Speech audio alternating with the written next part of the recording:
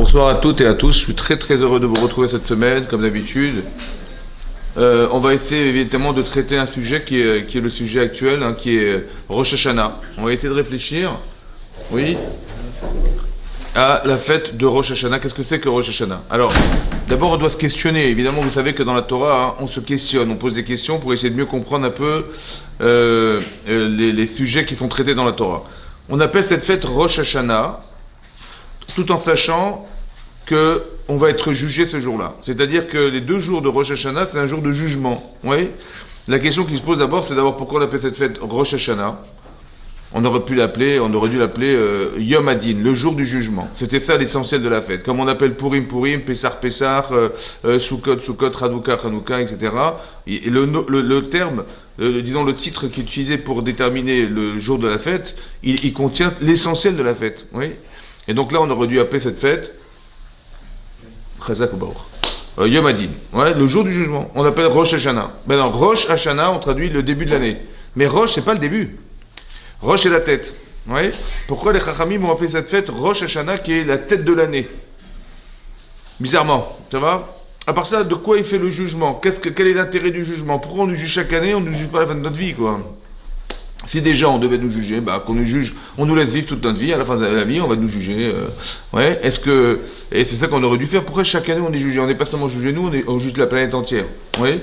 Pourquoi on doit juger le peuple? On doit juger les gens, c'est ça. Et à part ça, de quoi il fait le jugement? D'accord? Maintenant, on aurait imaginé que si on est jugé, on est jugé sur le passé, c'est-à-dire, qu'est-ce qu'on a fait cette année? Puisque chaque année on est jugé par Hachem, ouais. Alors on va voir qu'est-ce qu'on a fait cette année, ouais, qu'est-ce qu'on a pu faire cette année, et en fonction de ce qu'on a fait cette année, on va être jugé, ouais, pour savoir si on va, qu'est-ce qu'on va vivre l'année prochaine. Donc le jugement, il est essentiellement lié au fait de savoir qu'est-ce qu'on est l'année dernière pour savoir ce qu'on va faire de nous l'année prochaine. C'est ça. Or ici, on a vu, il y a un Rashi dans la Parashat Ekev qui dit, sur un pasouk, c'est marqué dans le pasouk, c'est marqué, qu'Akadosh Baruch Hu, il a un œil sur la terre d'Israël, ouais, Mireshit Hashana Ad Acharit Shana. Mireshit Hashana, du début de l'année jusqu'à la fin de l'année. Et la Rachid expliquait que pourquoi c'est marqué Hashana, l'année, pour dire quoi? Du début de l'année jusqu'à la fin de l'année. Mais l'année, c'est pas marqué avec un He à la fin.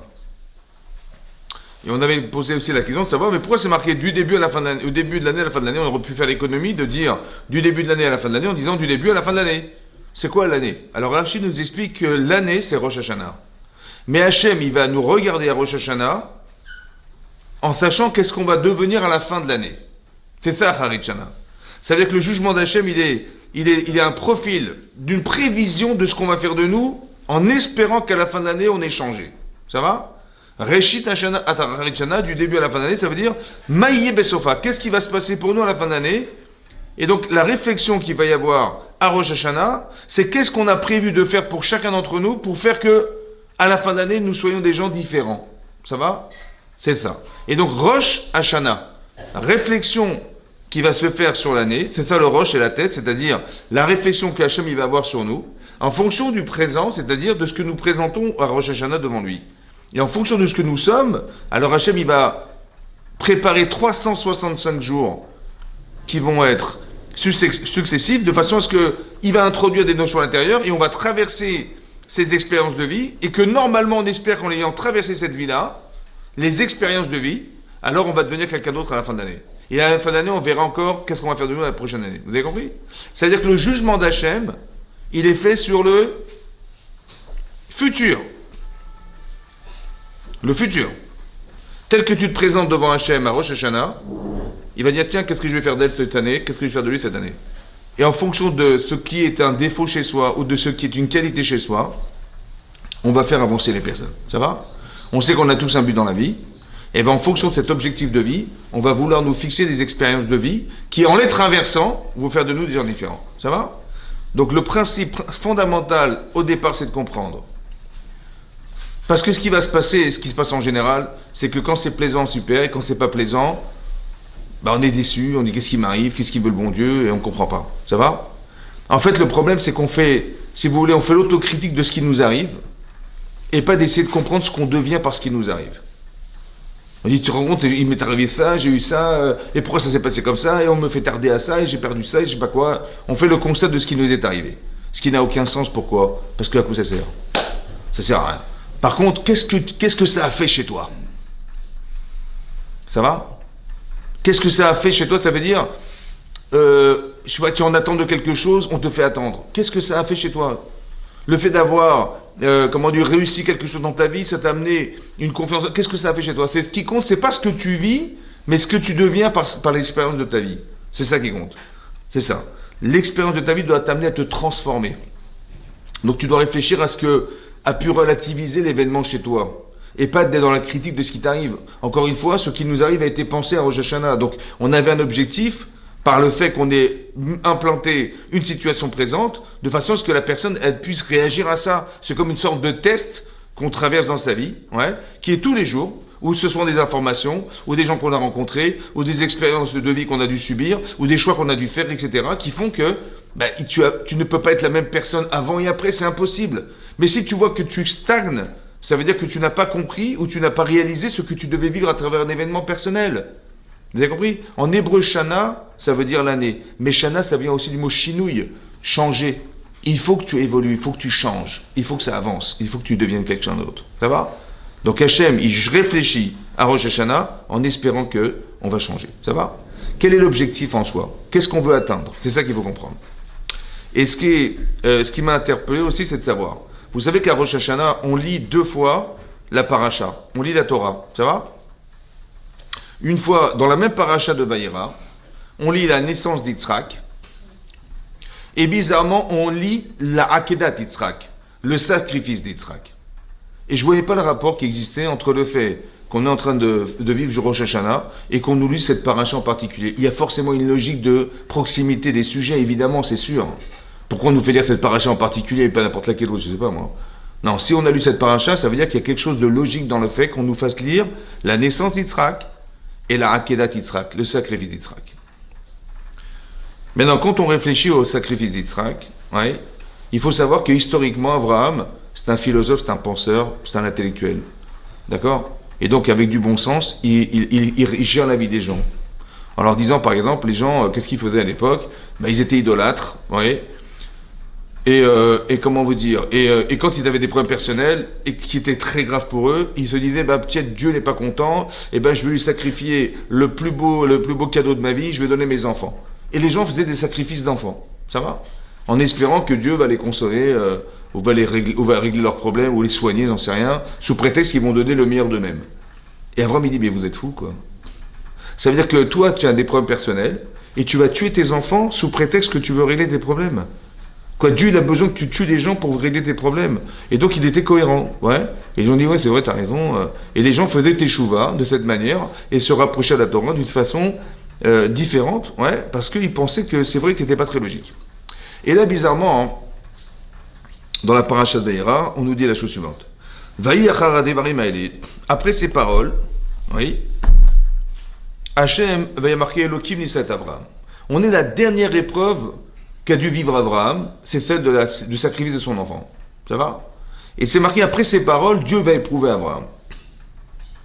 Après ces paroles, Dieu éprouve Avraham. Quelle parole? Alors Rachid expliquait, il y a 2 explications dans Rachid, qui viennent du Midrash. La première est la suivante. Le Satan, le mauvais penchant, il vient voir Avraham. Il vient voir Hachem, pardon. Il dit, tu vois, Avraham Avinu, il a eu le privilège d'avoir un enfant exceptionnel, qu'il a eu à carrément 100 ans de sa vie. Et sa femme, 90 ans. Exceptionnel.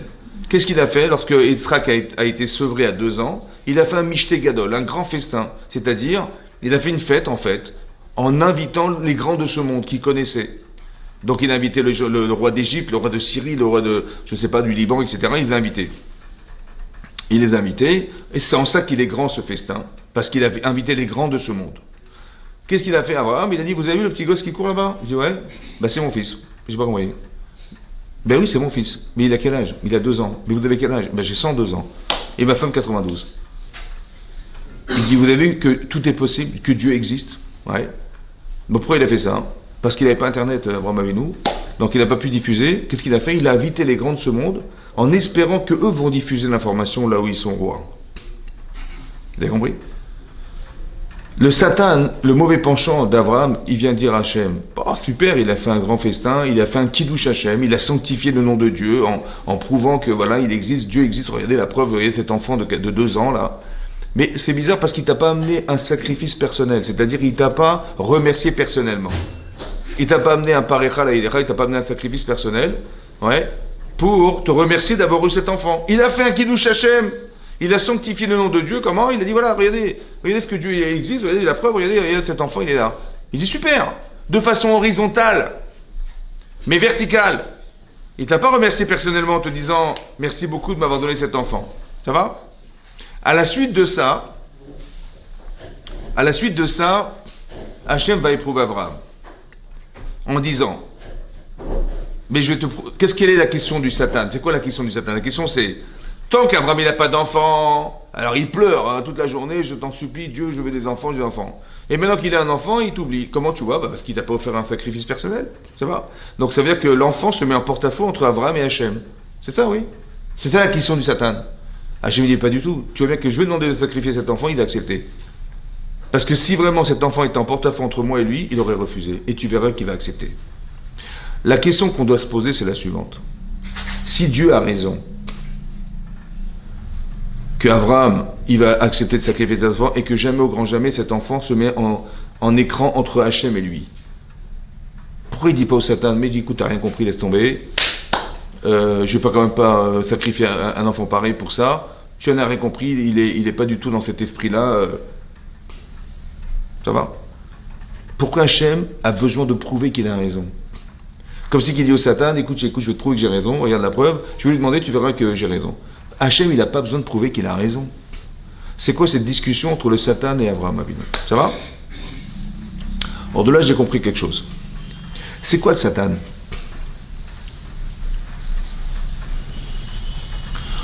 Le Satan, c'est un ange qui a été créé, qui en fait se trouve en nous, et qui intervient pour ici nous accuser. Ça veut dire, le Yetzer Hara, c'est le mauvais penchant, c'est lui qui nous pousse à agir, qui nous tente vers quelque chose. Le Satan, c'est celui qui, lorsqu'on a transgressé, il va nous condamner.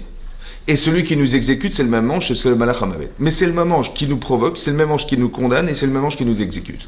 C'est le même. Donc si en vérité, le Satan qui est accusateur, il vient dire à Hachem, voilà ce qu'a fait Abraham, mais que le Satan n'est que le révélateur de la défaillance d'Abraham Avinu. Parce que si le Yetzer Hara il tente la personne, c'est qu'il y a une faiblesse. Et cette fragilité, en vérité, elle le condamne. Donc c'est le même ange en vérité qui provoque et celui qui condamne. Mais en vérité, qu'est-ce que c'est que le Satan? C'est le révélateur de la défaillance d'Abraham. C'est le révélateur de la faiblesse d'Abraham. Il a manqué d'amener ce sacrifice. Ça va? Donc si le Satan est le révélateur de la défaillance d'Abraham, si le Satan est le révélateur de la défaillance d'Abraham, donc qui c'est qui parle à Dieu?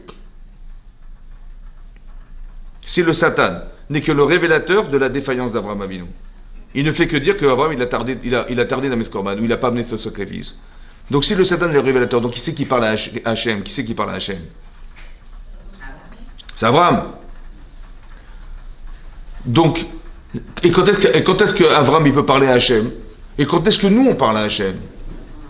Hein? Vous savez quand? Quand vous dormez. Quand vous dormez, qu'est-ce qui se passe? Votre corps est en sommeil, il y a une partie de vous qui part, ça va? Cette partie de vous qui part, en fait, elle dit à Hachem, tu sais quoi, j'ai raté de faire ça aujourd'hui.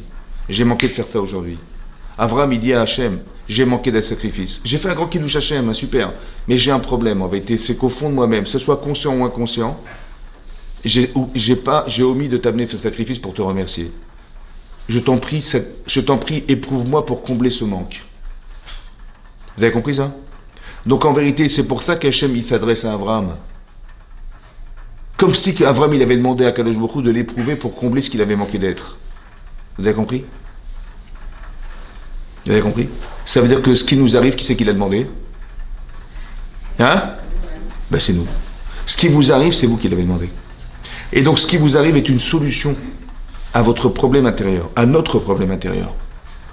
Ce qui nous arrive, en vérité, a été réfléchi, parce qu'en fait, on a su que on avait besoin de se bonifier, on avait besoin de corriger quelque chose, on avait besoin de, je vais vous dire, de changer. Et je supplie Hachem de m'envoyer cette épreuve pour essayer de combler ce que je ne suis pas, ou ce que j'ai manqué d'être parce que j'ai pas amené ce korban. Vous avez compris ou pas? Et c'est Achar Devarim Haele, après ces paroles, Dieu va éprouver Abraham. Qu'est-ce qu'il va faire? Il va dire, prends ton fils et sacrifie-le. Ça va? Ça, c'est la première explication de Rashi. Deuxième explication de Rashi. C'est Ishmaël qui vient voir Yitzhak Avinu. Et lui dit, dis-moi, à quel âge tu as fait la Brit Mila, la circoncision? Il dit, ben je l'ai fait comme la Torah préconise, à 8 jours. Il dit, mais moi je l'ai faite à 13 ans, moi. Ishmaël, il dit à Yitzhak, mais moi je l'ai faite à 13 ans. Ça veut dire quoi 13 ans? Ça veut dire que j'étais responsable, ça veut dire que j'étais conscient, ça veut dire que je savais ce que engageait cette alliance avec Hachem. Mais toi, tu étais un petit bébé de 8 jours.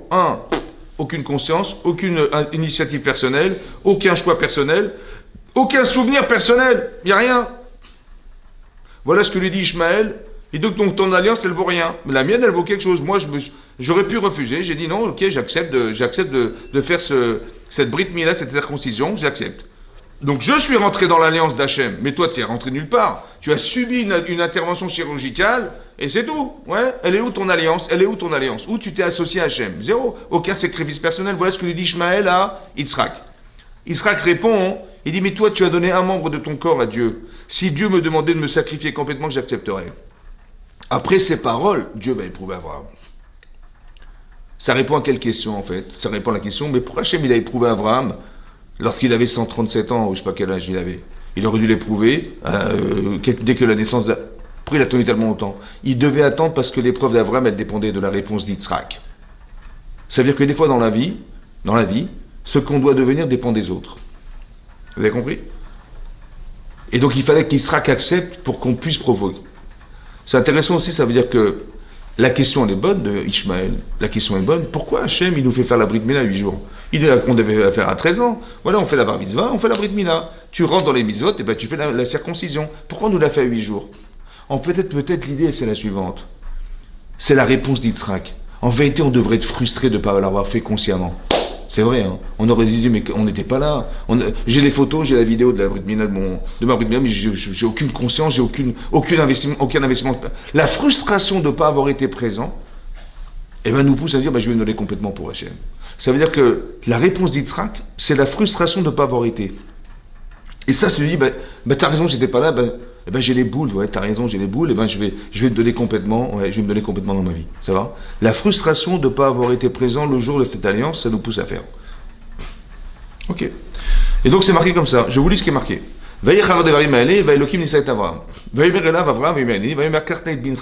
Il dit, je t'en prie.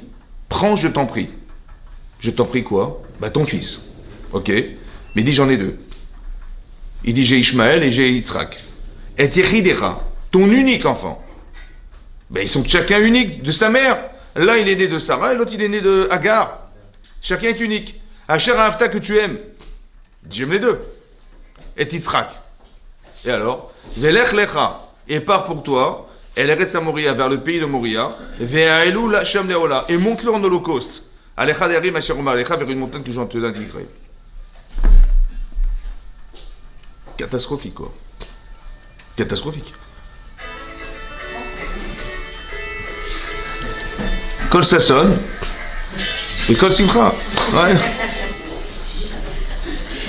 Il y aura bientôt des mariages, là, je vois. Alors, humainement, comment on peut demander à quelqu'un de tuer l'enfant qu'il arrivait d'avoir? Est-ce qu'on a le droit de tuer d'abord? Parce que le montant de l'Holocauste, c'est de sacrifier. Sacrifier, c'est tuer. Mais dans les 7 lois noachiques, on ne va pas tuer les gens. C'est vrai? Comment Hachem il a pu proposer de tuer un enfant? C'est impossible. À part ça, c'est contraire à tout ce que pensait Abraham de toute sa vie. Il s'est battu contre les sacrifices d'enfants. Et Hachem il dit juste l'inverse, sacrifie ton fils. Incohérent. À part ça, il lui dit l'unique enfant que tu as. L'unique enfant que tu as, ça veut dire que j'en aurai pas d'autre. S'il dit sacrifie ton fils, peut-être qu'il va espérer en avoir un autre. Il dit non, l'unique. Ça veut dire t'en as pas d'autre. Ah, j'en ai pas d'autre. Ah, mais pourtant, tu m'avais promis que ma descendance serait aussi nombreuse que les étoiles du ciel. Vous avez compris? C'est-à-dire que humainement, ça s'entend pas. Intellectuellement, ça s'entend pas. C'est très dur, ça. C'est une épreuve monstrueuse. Comment Hachem, il peut proposer un truc pareil? Il peut demander à Abraham Avinu qui arrivait de construire, de faire naître le peuple juif à travers cet enfant. de lui demander de le sacrifier. Ça va? Autant que, combien d'années il a dû attendre pour en avoir un? Sa femme était stérile pendant 75 ans, sa femme était stérile. C'est-à-dire qu'ils ont prié comme des malades pour avoir un enfant, et ça a fonctionné. Elle est tombée enceinte, je ne sais pas si vous vous rendez compte, de miracle. Et à bout de 37 ans plus tard, on lui dit sacrifier cet enfant. C'est incohérent. Qu'est-ce que veut Hachem? Il a dit Lech Lecha, il a dit pars pour toi vers la montagne de Moria. Ça va? C'est quoi ce Lech Lecha là?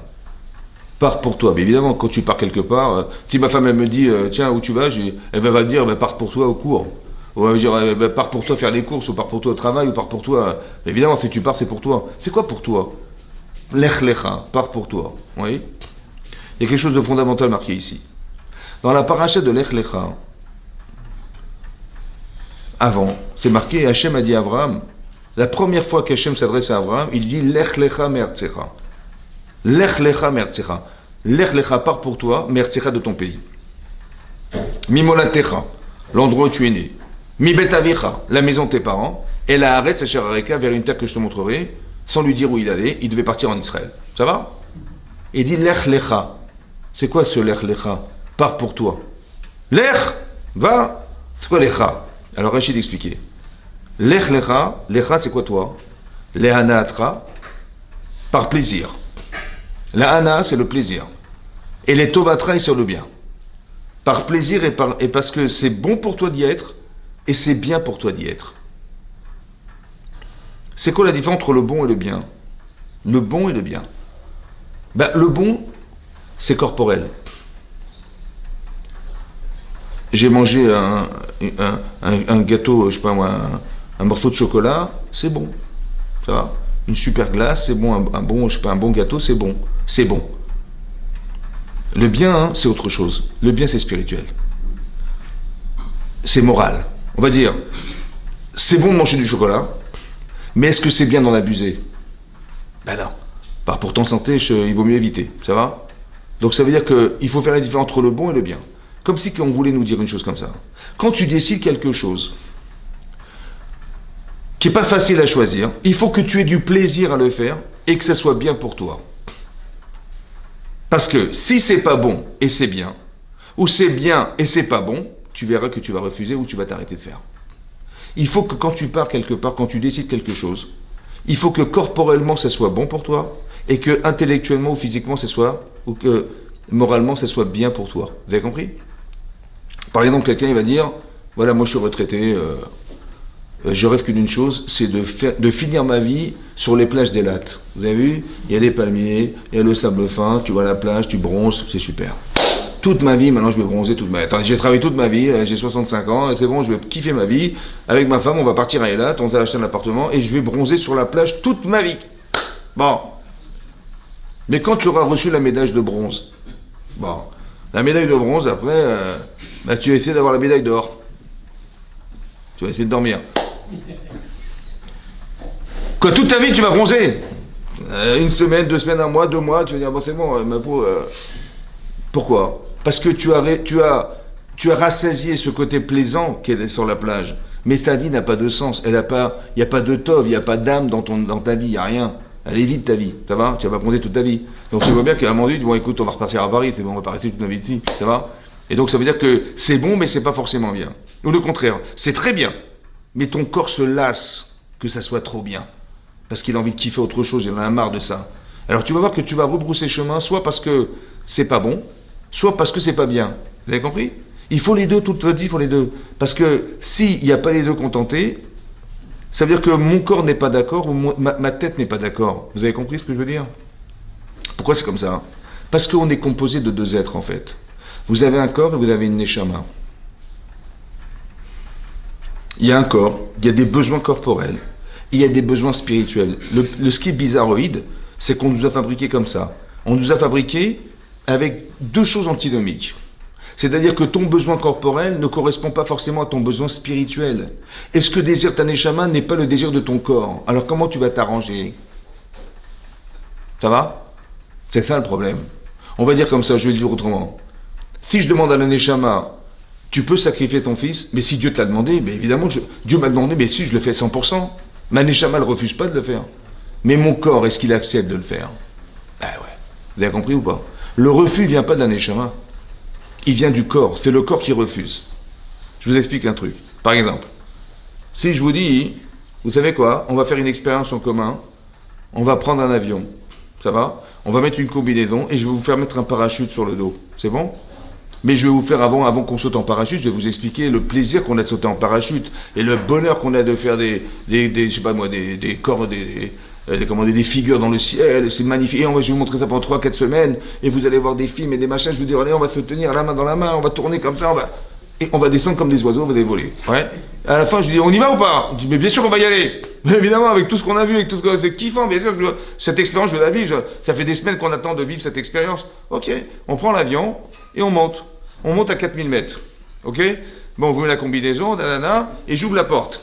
Je dis, madame, vous sautez ou pas? Pardon? Et vous voyez votre mari, il est comme ça là-bas. Il est comme ça, hein? Tout petit comme ça. Et où j'ai ma femme, elle me regarde, elle a préparé un trou, elle fait, vas-y, tu sautes ou? Vous sautez ou pas? Oui, vous sautez? Sûr? Très bien. Et vous sautez, vous, monsieur? Non. Pourquoi vous refusez? Mais ça fait 3 mois qu'on en parle. Vous m'avez dit oui, on y va. C'est qui refuse? C'est votre cerveau qui refuse ou c'est votre corps qui refuse? C'est mon cerveau. Hein? Le cerveau. Ou votre corps? Non, le corps, il n'a pas peur. Le cerveau, il ne fait qu'analyser le désir corporel. Vous avez peur. Alors votre cerveau dit non, je n'y vais pas. Mais c'est votre corps qui a peur d'aller. La preuve. On va sauter. Je vous ai poussé, vous avez sauté. Vous avez fait sur vous direct. Ça va? Maintenant, après je dis alors on y va ou pas? Viens, on retente. Allez, on retente une autre fois, une deuxième fois, une quatrième fois, une dixième fois, une centième fois. À la fin, vous allez dire, mais on y va quand? Mais qu'est-ce qui s'est passé entre la première et la centième? Mais votre corps, il s'est rassuré. C'est pas votre cerveau qui s'est rassuré, c'est votre corps qui a peur. Le travail, il est corporel, il n'est pas physique. Comme de sauter d'un plongeoir. J'ai peur de me faire mal, j'ai peur de machin. Mais ton cerveau, il dit, mais je vais me faire mal. Mais c'est pas lui qui a peur, c'est ton corps qui a peur. Ça va? Il a peur de mal tomber, il a peur de se claquer, je sais pas, contre l'eau, il a peur de je sais pas quoi. Vous avez compris, hein? Mais la peur, elle est corporelle. C'est pas plaisant d'avoir peur. Donc il faut rassurer mon corps. Lecha, c'est ça lecha. Toi, c'est-à-dire qu'il y a les deux choses qui sont... Il faut réussir à faire le shalom, entre guillemets, entre mon corps et ma tête. Quelqu'un qui n'est pas rassuré, son cerveau, il se noue. Pourquoi? Mais parce qu'il a peur. Mais tu vas passer un examen, je sais pas, une femme, elle a passé 50 heures de conduite. 50 heures de conduite. Je dis, tu sais conduire? Bah attends, 50 heures, c'est sûr, je peux conduire. Elle arrive, elle met la ceinture, il y a l'examinateur, madame, mettez le contact. Mais 50 heures! T'as fait 50 heures! Ouais, mais je sais pas, moi, qu'est-ce qu'il va me demander Mais pourquoi t'as peur? Bah j'ai peur parce... Mais tu sais conduire, ma chérie! Qu'est-ce qu'il va te faire quoi? Mais on sait jamais quoi. Au contraire, tu devrais dire, mais on n'est pas confiant, vous avez compris? Ton cerveau, il te dit, mais t'as fait 50 heures, mais c'est sûr que tu sais conduire. Ton corps, il dit, on sait jamais. Ça va? Ça veut dire qu'en fait, il faut rassurer son corps. Il faut faire un travail d'imagination en se disant, je vais réussir l'examen, et je vais l'éclater le type, je vais lui montrer comment je sais conduire. Vous avez compris ce que je veux dire? On n'est pas rassuré, mais le problème, il est corporel. Donc quand Hachem, il dit, lech lecha, ça veut dire que d'un côté, tu as cette mitzvah, Dieu t'a demandé de le faire, évidemment je vais le faire. Si Dieu me demande de sauter en parachute, je vais dire oui, mais c'est mon cerveau qui dit oui. Mon corps il dit non. Ça va? Donc il y a un travail à faire, qui est un travail corporel. Donc ça veut dire que l'épreuve, en fait, il y a plus un travail à faire sur soi-même qui est corporel que intellectuel forcément. Vous savez que Adam, le premier homme de la création du monde, Hachem lui a demandé comment je m'appelle. Il a dit tu t'appelles Adon avec un yud. Parce que tu es le maître du monde. Adon. Il dit, toi comment tu t'appelles? Il dit, moi je m'appelle Adam. Il dit, pourquoi? Chez Nivreti Mina Adama. J'ai été fabriqué de la terre. Adama, c'est la terre. Qu'est-ce qu'on a fabriqué avec la terre? On a fabriqué le corps humain. C'est marqué Vayetzer Elokim et Adam. Afar Mina Adama. À partir de la poussière de la terre. Alors la question que je me suis posée, c'est mais pourquoi il s'appelait Adama? C'est quoi l'essentiel de l'être humain? C'est la terre, c'est-à-dire la matière. Le corps humain, c'est la matière, la chair, ou c'est l'esprit?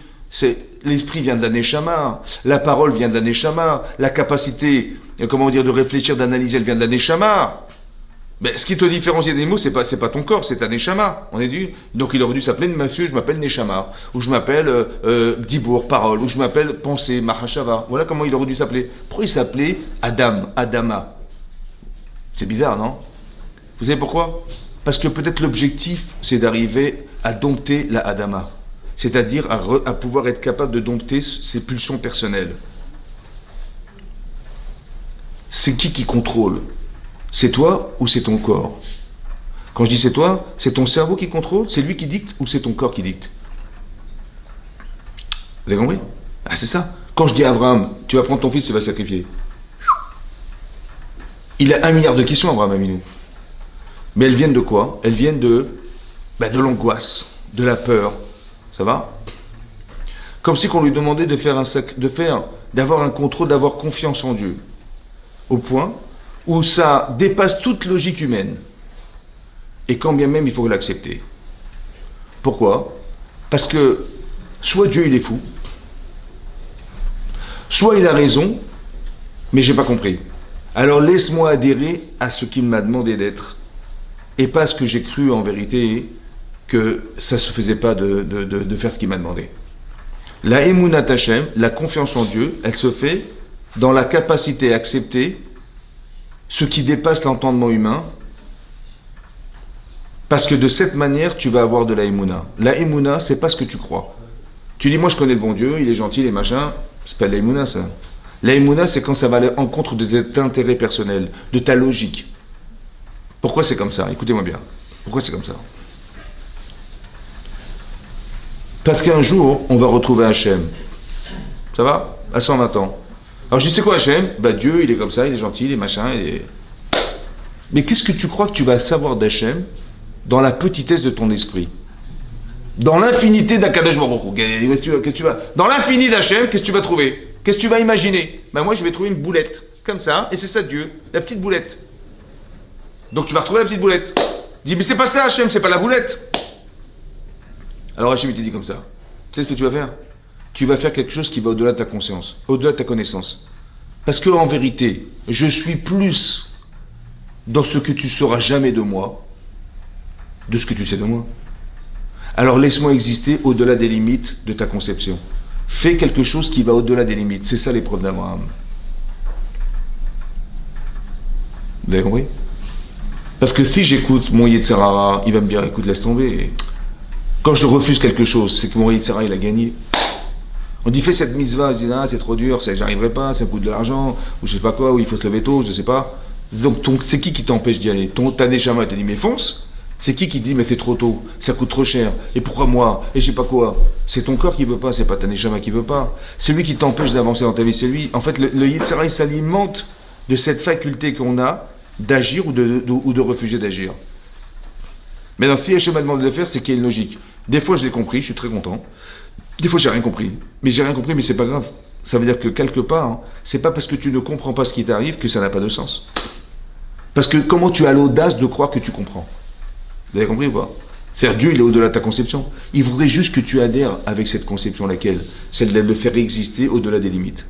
Ce que je vous dis là, ça s'appelle de rendre roi Hachem dans le monde.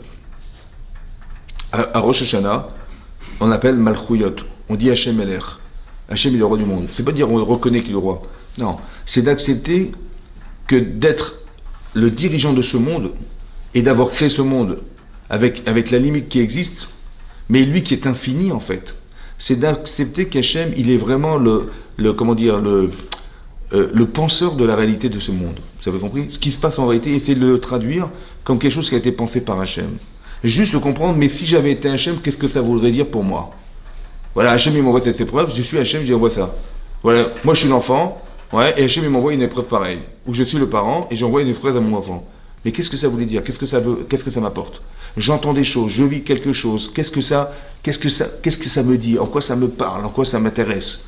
En quoi ça me fait devenir? Vous comprenez? L'épreuve d'Abraham Avinu est extraordinaire, ça veut dire que on voudrait faire qu'Abraham, il a le choix. Soit il dit, écoutez, je peux pas, je suis désolé, c'est trop dur. Soit je dis que tu as raison. Mais en disant tu as raison, en disant que j'accepte, je dis au Yetzer Hara, écoute, si tu as raison, et ça paraît logique, parce qu'on ne tue pas les enfants, on ne sacrifie pas les enfants qu'on aime, on ne tue pas l'enfant unique qu'on a parce que ça paraît incohérent, écoute, humainement, tu as 100% raison. C'est ça que je réponds à mon Yitzhara. Tu as 100% raison. Seulement si tu as raison, c'est qu'il a tort. Bah oui, si tu as raison, c'est qu'il a tort. Or, il n'a pas tort. Mais non, mais j'ai pas compris. Mais il n'a pas tort. Donc ça veut dire qu'il y a une autre logique qui te dépasse, mais j'accepte cette logique. Je rends Hachem Melech. C'est ça, Rosh Hashanah. Je rends Hachem Melech. Pourquoi je fais ça? Parce qu'il vaut mieux être accompagné d'Hachem de ne pas être accompagné par Hachem. J'aurais tellement aimé que mon banquier m'accompagne. Que le maire de la ville de 17e m'accompagne, je cherche un appartement, je claque des doigts, il me trouve un appartement. J'aurais tellement aimé que le maire de Paris m'accompagne. J'aurais tellement aimé que le président de France m'accompagne. Tu vois pas? Tu claques des doigts, il te fait ce que tu veux. Hein. Il a ton service. Mais là, tu as Kadosh Baruch Hu à ton service. On ne peut pas s'en priver quand même. Vous avez compris? Maintenant, pour avoir le droit d'accéder à ça, le problème c'est que mon corps, il fait écran entre lui et moi. En vérité, on a une neshama commune. Donc on est liés en fait, on est aimantés. Seulement il y a quelque chose qui fait écran entre nous deux, c'est mon corps, c'est ça mon problème. Vous avez compris? C'est celui qui fait écran. Le courant passe pas parce que j'ai d'autres intérêts, j'ai d'autres... L'épreuve d'Abraham Avinu. Ça veut dire qu'ici c'est marqué comme ça. Donc c'est marqué clairement qu'Abraham il va dire ça. Il va dire, au bout de 3 jours, Abraham il a voyagé pendant 3 jours. Rachid nous explique pourquoi 3 jours. Parce que s'il avait fait spontanément ce qu'il avait dit, les gens ont dit, c'est bon, il a fait spontanément, mais laisse-le réfléchir, Abraham. 3 jours, tu le laisses réfléchir, il va sûrement abandonner le projet, quoi. Et à bout de 3 jours, il n'abandonne pas, il y va. Et là-bas, c'est marqué qu'il est arrivé en face d'une montagne, Vayar et Tamakom et Rachok. Il a vu l'endroit de loin. Comment il a su que c'était là-bas qu'il devait faire le sacrifice de son fils? Parce qu'il a vu une colonne de nuée. La fameuse colonne de nuée qu'on a vue dans le désert, la représentation d'Hachem dans la nuée. Il a dit à son fils, tu vois la nuée? Tu vois quelque chose là-bas? Il a dit, ouais, je vois une nuée. Il a dit à Eliezer et à Ishmaël, vous voyez quelque chose? Il a dit, non. De quoi tu parles? Là-bas, là, sur la montagne. Non, je vois rien. Et il a dit, alors, Shvu po imachamor. Restez présent avec l'âne. Ve'ani ve'anar nelechatko. Et moi et l'enfant, en parlant de son fils, on ira jusque-là. Venish tachave, on va se prosterner. Venashuva alechem. Et on reviendra vers vous. Ça va? Et là, on ne comprend pas. Ça veut quoi, on reviendra vers vous? Mais si Abraham, il est parti dans l'idée de sacrifier son fils, donc il reviendra seul, comment il a dit au pluriel, nous reviendrons vers vous? Comment c'est possible qu'il tue son fils, il le sacrifie en holocauste, et qu'il puisse revenir à 2? C'est impensable, c'est illogique. Donc soit il a menti, et je ne vois pas l'intérêt, soit il a dit une chose incohérente. Rachid nous dit sur place, il a prophétisé. Il a prophétisé qu'il reviendra à 2. Mais comment comprendre cette prophétie-là? Comment comprendre la prophétie d'Abraham? Alors écoutez-moi bien. Il va sacrifier son fils. Son fils va mourir. Mais s'il revient à 2, c'est que forcément il va ressusciter. Quand est-ce qu'on va ressusciter, mesdames, messieurs? Mashiach. Il a compris, Abraham Avinu, que ce qu'il allait faire, ça allait amener la rédemption. Ça veut dire que ce qu'il va faire va solutionner le problème de Adam Arishon et Chava, qui ont amené la mort dans le monde. Eux, ils vont solutionner la mort dans le monde. Vous avez compris ce que ça veut dire? Pourquoi c'est comme ça? Parce qu'Avraham Avinu, il a sacrifié tout ce qu'il avait et tout ce qu'il était pour Hachem. Alors qu'Adam Arishon, il a exploité ce qui existait contre Hachem. Ça veut dire, soit tu sers Hachem, soit tu te sers d'Hachem. Soit tu sers Hachem, tu sers Dieu, soit tu te sers de Dieu. J'ai besoin de ça, j'ai besoin de ça, j'ai besoin de ça. Et tu te sers de lui. Ou tu le sers, à travers ce qu'il te donne. C'est pas pareil. Avraham Avinu, il va servir Hachem. Alors qu'Adam, il s'est servi d'Hachem. C'est pour ça que Avraham, il a réussi à canaliser tout ce qui pouvait aller à l'encontre de ce devoir qu'il avait de sacrifier cet enfant. Ça va? Finalement, qu'est-ce qui va se passer? Au moment où il va sacrifier cet enfant, Hachem, il envoie un ange. Donc un ange, il lui dit, Al tishlach yadech al anar, ne mets pas ta main sur l'enfant. Al taslo meuma, ne lui fais quoi que ce soit.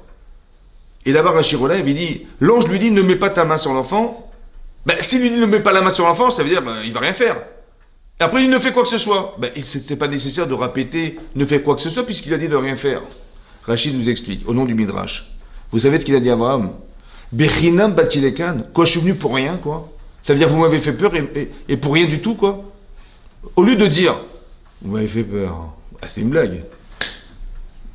Attendez, vous m'avez demandé sacrifier. Ben, je savais bien que c'était bidon, c'était il a dit l'inverse. Il a dit, quoi, je suis venu pour rien, laissez-moi faire quelque chose. Laissez-moi faire une égratignure, quelque chose, un petit truc. Il dit, même ça ne fait pas. Mais pourquoi Abraham, il voulait absolument faire quelque chose? Au lieu de se dire, mais c'est bon, mais j'ai peur. Attendez, j'ai eu peur, moi, franchement. J'ai suivi votre truc, mais j'ai eu peur. Il n'a pas dit ça, il a dit, non, j'aurais voulu au moins faire quelque chose. Laissez-moi faire. Pourquoi? Parce qu'il voulait montrer qu'il était capable de. Hein? Montrer qu'il était capable de. Mais à quoi ça sert de faire? À quoi ça sert? Qu'est-ce qu'il a gagné de faire? C'est ça? À quoi ça sert de faire quelque chose? Ouais, il a atteint un niveau spécial. Ok, super. Non, laissez-moi faire quelque chose. Laissez-moi une égratignure sur mon fils. Pourquoi tu veux faire ça? Pourquoi tu veux faire? Hein? Mais pourquoi faire? Pourquoi faire? Il fallait faire. Non, voilà, Hachem, il a accepté. Et même Hachem a dit, ne fais rien, je sais maintenant que tu crains Dieu, machin, voilà. Ça suffit. Pourquoi il fallait absolument faire quelque chose? Pourquoi dans la vie on doit agir? Hein? Ce que Abraham va faire, c'est ce qu'il a pensé faire? Oui ou non? Bah oui. Tu dis, je vais faire ça, bah si tu veux le faire, fais-le. Bah évidemment que tu vas faire ce que tu as pensé faire. Oui ou non? À quoi ça sert de le faire? Qu'est-ce que ça change de faire? Puisque tu vas faire ce que tu penses faire. Pourquoi il faut faire les mitzvot? On est dans le monde d'action, il faut faire les choses. Mais pourquoi il fallait faire dans le monde de l'action? Pourquoi il faut faire? Hein? Pour nous faire changer. Comment? Ce que vous disiez au départ. C'est-à-dire. Qu'est-ce que fait l'action que ne fait pas la pensée? C'est ça la question. Qu'est-ce que fait l'action que ne fait pas la pensée? Elle nous transforme. Elle nous raffine. En quoi? En quoi? En quoi vient répondre l'acte? Tu dis voilà, j'ai pensé mettre mes tefilines, j'ai pensé faire la prière, j'ai pensé, j'ai pensé, ça suffit. Pourquoi tu as besoin d'agir? Pourquoi il faut faire? Pourquoi tu mets tes tefilines? Pourquoi? Le fait que tu veuilles le faire, tu décides de le faire, tu as décidé de faire, ça suffit. Pourquoi tu as besoin de plus que ça? Abraham, il a voulu absolument se réaliser. Pourquoi il voulait absolument faire? Là, on a compris, il est convaincu, il n'y a pas de problème. Il y a des gens, ils vont vous dire, vous savez quoi? Ils vont vous dire comme ça. Je dis, mais pourquoi tu fais pas les mitzvot? Il dit, mais j'ai la Emouna.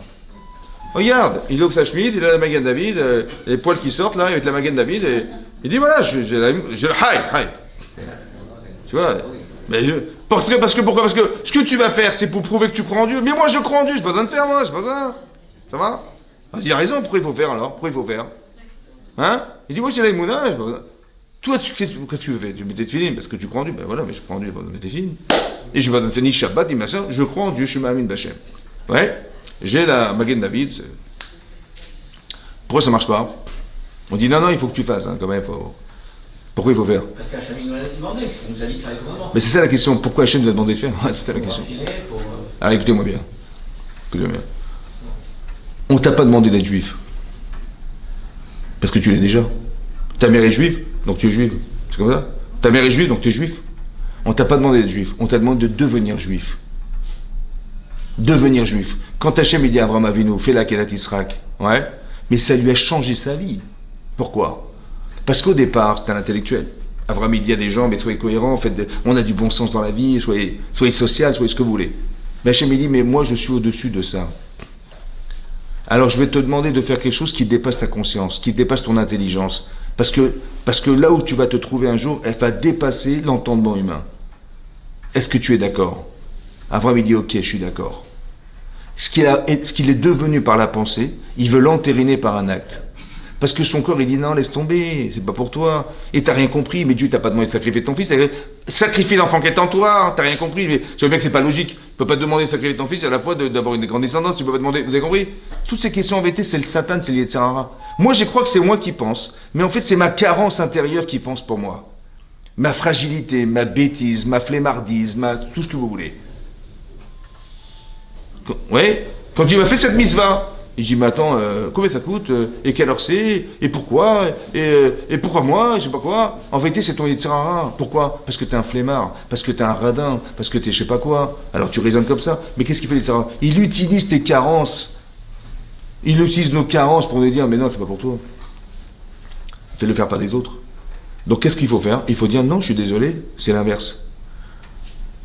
J'ai décidé de faire, ça veut dire, je veux absolument entériner que ce que j'ai pensé, c'est exactement l'inverse de ce que mon corps m'a proposé.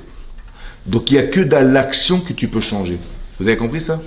Avram, il a dit laissez-moi faire, ça veut dire je veux devenir la personne que j'ai pensé être. Quoi, Bechinam Batilekan, pour rien je suis venu là. Pourquoi pour rien? Mais si, t'as pensé. Non, c'est rien, parce que c'est volatile. Je veux devenir la personne. Ce que tu penses, je m'en fous. Tu dis, mais je pense, je vais monter, je pense que je peux sauter en parachute. Allez, vas-y. Et dès que tu arrives là, tu dis, mais pourquoi tu sautes? Mais tu m'as dit que tu pouvais sauter. J'ai eu la hauteur, non, je rebrousse chemin. Mais pourquoi tu refuses? Mais je peux pas sauter, c'est trop haut. Mais tu m'as dit, pourtant, tu vois bien que tu vas pas forcément réaliser ce que tu penses. Tu dis, mais ce que tu vas faire, c'est ce que tu penses, pourquoi tu vas le faire? Parce que des fois, tu vas pas réaliser ce que tu penses. En vérité, la vraie personne, c'est qui? C'est pas celle qui pense, c'est celle qui va agir. La preuve, c'est que tu vois bien que tu as pensé faire quelque chose et tu l'as pas fait. Et qu'est-ce qui t'a empêché de le faire? Mais il y a forcément quelque chose, il y a un blocage, il y a quelque chose. Donc la vraie personne, c'est celle qui coordonne son cerveau et son cœur et son corps. Les deux, là, c'est bon, t'as gagné. Là, c'est toi. Mais c'est pas forcément toi. C'est pas parce que tu penses que c'est toi. Ça veut dire que qu'est-ce que vous avez compris? Non? Alors je veux le dire en français. Non, c'est pas parce que tu penses faire quelque chose que tu vas le faire. Mais pourquoi de l'avoir pensé, ça n'a pas suffi pour le faire? Parce qu'il y a des obstacles dans la vie qui sont corporels, qui m'empêchent d'agir. Ça me coûte, c'est trop loin, c'est trop cher, c'est trop fatigant, c'est trop pesant, c'est trop, je sais pas quoi, psychologiquement insupportable. Je sais pas. Vous avez compris? L'épreuve d'avoir ma vie. Comment? Si c'est psychologique, c'est pas corporel. Je dis qu'au départ, qu'est-ce qui vous empêche d'agir? La psychologie c'est qu'un traumatisme qui est issu d'un comportement, d'une relation corporelle. Quelqu'un qui a vécu un drame, il est comme ça. Quelqu'un qui a vécu un bonheur, il réagit comme ça. Votre passé, en vérité, c'est l'expérience vécue, qui fait que vous avez emmagasiné des connaissances ou des expériences. Et vous raisonnez aujourd'hui avec ces connaissances-là. Ça va? D'accord? Mais en vérité, la psychologie, c'est que soit c'est la conséquence d'une compréhension logique ou illogique, ou d'un comportement, ou d'une attitude, ou d'avoir subi des émotions qui font que je suis touché psychologiquement. Mais dans mon cerveau, dans ma conscience, en fait, c'est incrusté des notions qui vont faire que mon futur est dépendant de ces événements que j'ai vécus. Vous avez compris? Soit je l'ai compris, soit je dis, c'est pour ça que dans la Torah c'est marqué, on doit bénir Hachem dans le mal comme dans le bien. Dans le bien, évidemment, je vais le remercier, mais dans le mal, comment? Parce que c'est pas parce que ça t'a fait mal que c'est pas bien. Il y a toujours quelque part quelque chose, qui veut dire quelque chose. Comment? C'est une épreuve.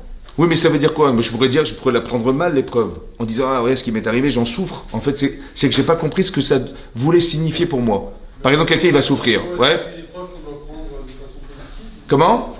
La Shoah ou des événements comme le 7 octobre, est-ce que ça doit être quelque chose à prendre de façon positive En vérité, on va dire comme ça, j'ai rien compris. Mais soit Dieu il est fou, ça va? Parce que je t'explique un truc. Soit il n'y a pas de bon Dieu, c'est possible, il n'y a pas de bon Dieu.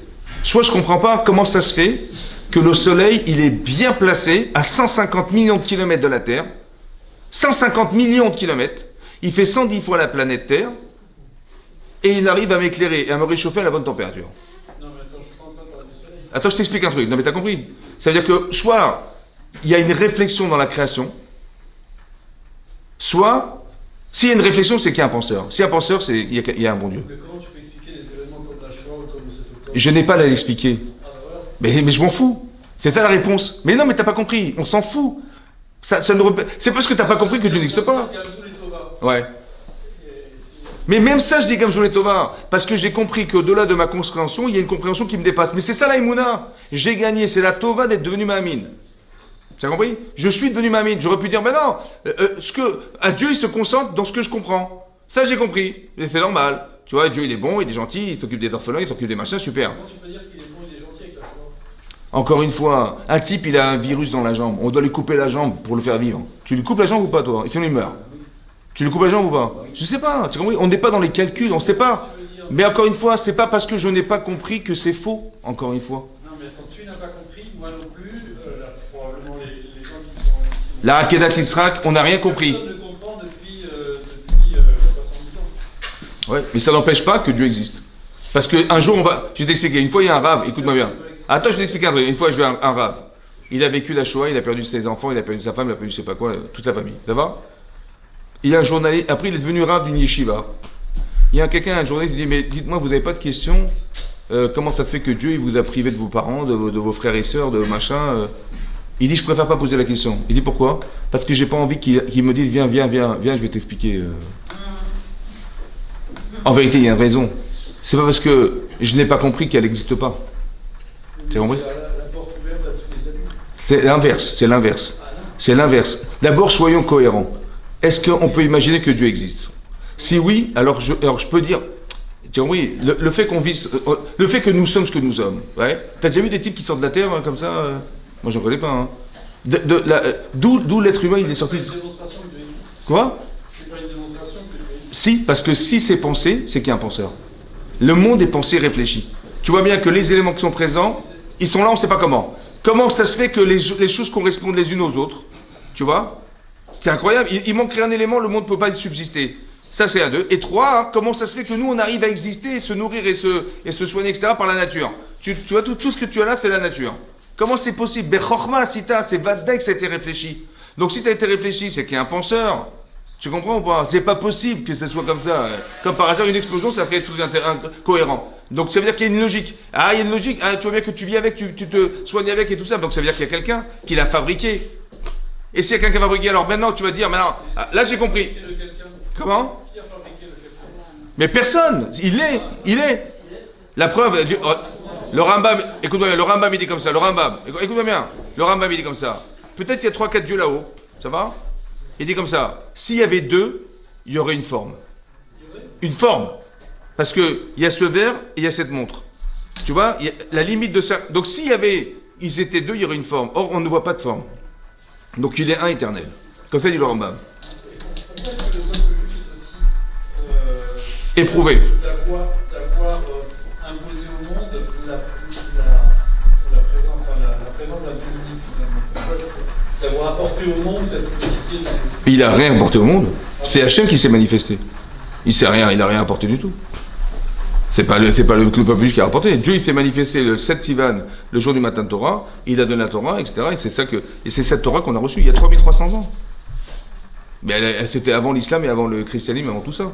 Tout a été, si tu veux, tout a été inspiré du judaïsme. Mais justement, c'est ce que je suis en train de te dire. Voilà. Mais c'est pas les juifs qui l'ont imposé. C'est Dieu qui l'a proposé. Tu peux changer le verbe. Non. Ah, pourquoi quoi alors? C'est quoi la question alors? Bah, c'est celle-là, exactement celle-là. Tu peux changer le terme imposé, proposé. Pour dire quoi? Pour les proposer. Pour dire quoi? Proposer. Ah, pourquoi il a proposé la Torah? Alors, c'est marqué dans le Midrash On a Rabbah. proposé un Dieu unique, pourquoi on est si fiers d'avoir proposé un Dieu? Mais on n'a pas proposé, il est Dieu unique. Il n'en a pas proposé. Ah, on en discutera si tu veux après, alors, il y a plaisir. Mais il n'a rien proposé du tout, il est. Il n'a rien proposé, il est. Donc c'est pour ça que je voulais vous expliquer qu'en fait cette paracha de Rosh Hashanah, la paracha du Hakedah, elle est liée à Rosh Hashanah parce qu'on nous demande de nous investir. Ça veut dire qu'on nous demande à Rosh Hashanah de savoir que tout ce qu'on va vivre en vérité a été réfléchi comme la Hakedah a été réfléchi. Mais il faut être capable de donner un peu de soi. C'est ça. Mais non, on n'est pas des Avraham Avinu, on n'est pas des Sarah Imenu, on n'est pas des machins, mais il faut savoir que le principe, la règle qui va sortir de là, c'est que en fait on veut nous faire atteindre quelque chose. Il y a une forme d'effort à fournir, ouais. Et donc le fait de se confronter à une situation qui va faire de nous des êtres différents, c'est ça qu'il faut comprendre. Pas subir ce qui nous arrivera, mais forcément le réfléchir comme quelque chose qui va nous faire avancer. Comme, je sais pas, vous avez été à l'école, on a été à l'école, on a eu des leçons, etc. On nous a proposé une interrogation électrique. C'est pas pour nous angoisser de la note qu'on aura, c'est de savoir quel niveau on a, quelles sont les compétences qu'on a dans sa vie, comment on a pu réfléchir l'exercice, etc. L'objectif, c'est pas la note, c'est d'être un révélateur de ce que nous sommes. Soit tu es excellent, soit tu es moyen, soit tu es plus, etc. Donc c'est ça. Et donc en vérité, ce qu'on vit dans la vie, il faut le comprendre comme ça. Et tout ça, toute cette année, ou si vous voulez, avec le recul, tout ce qu'on a vécu l'année dernière a été réfléchi pendant Rosh Hashanah. Et tout ce qu'on a vécu, tout ce qu'on a subi, tout ce qu'on a pu avoir comme épreuve et tout ce qu'on a pu choisir, en fait, a été fonction de ce qui avait été pensé à Rosh Hashanah. En espérant que ça va être bien compris. Donc, au regard de la Torah, quand j'étudie la Torah, j'ai des lunettes qui me permettent de mieux comprendre ce qui m'arrive, de mieux comprendre qu'est-ce qui a été pensé derrière, quel est l'objectif de ce qu'on pouvait atteindre par cette expérience de vie. C'est ça la lecture. On a un barème qui s'appelle la Torah, c'est ça que la Torah voulait donner, la Torah était donnée. On dit la Torah c'est un remède. En quoi c'est un remède? Parce que quand tu la connais la Torah, tu commences à comprendre comment Hachem il s'est investi. Pourquoi on ne descend pas de Noach, on descend d'Abraham? Qu'est-ce que ça veut dire? Pourquoi la Torah d'Abraham, elle n'est pas la Torah de Noach? Donc quand on réfléchit à ça, on voit qu'il y a des différences de comportement, d'attitude ou de façon de comprendre qui ont été différentes de celles de Noach et de celles d'Abraham. Donc Rosh Hashanah, c'est un peu ça. Ça veut dire qu'en vérité, ça veut dire que si je veux que ma vie, elle change, si je veux que ma vie, elle soit plus heureuse, ouais, si je veux que ma vie, elle soit... Alors, c'est ça qu'on dit à Hachem, Kotvenu Besefer HaChaim, inscris-nous dans le livre de la vie. On prie Hachem de nous inscrire dans le livre. C'est quoi ce livre, en fait? Quoi, Dieu, il a un livre? Quoi, que Dieu, il a un bouquin avec une barre blanche et il tourne des pages? Hein? Non, c'est quoi le livre? Alors là-bas, on explique que le livre, c'est la conscience. C'est marqué dans le Pirkei Avot, tout ce que tu fais s'inscrit dans un livre. En fait, c'est quoi ce livre? C'est ta conscience. Tout ce que tu fais s'inscrit en toi. Donc je demande à Hachem d'inscrire dans ma conscience quelque chose que j'ai envie de vivre. Et si vraiment tu le désires profondément, et que c'est sincère, et que c'est nécessaire, alors Hachem il le propose. Ça va? Mais il faut demander. C'est-à-dire qu'il faut avoir envie, à Rosh Hashanah, spécifiquement Rosh Hashanah, comment vous dire, de considérer qu'Hachem, c'est lui qui dirige nos vies, en fait. Diriger, ça veut dire pas qu'il va choisir pour nous, jamais. Il propose des situations de vie qui, lorsqu'elles sont vécues, jamais Hachem s'investit dans nos choix, jamais. Seulement, il fait des propositions qui font que, tiens, je t'oriente, et sois intelligente, et sois intelligent, essaie de comprendre que ça marche comme ça, essaie de réagir comme ça, essaie de ne pas le prendre comme ça, mais prends-le comme ça. Mais ça dépend en vérité de nos qualités humaines. Vous avez compris? Si quelqu'un est susceptible, quelqu'un est angoissé, quelqu'un est machin, ben il va le lire avec l'angoisse ou la subtilité. Non, il faut que tu travailles sur toi-même pour justement être le plus lucide possible.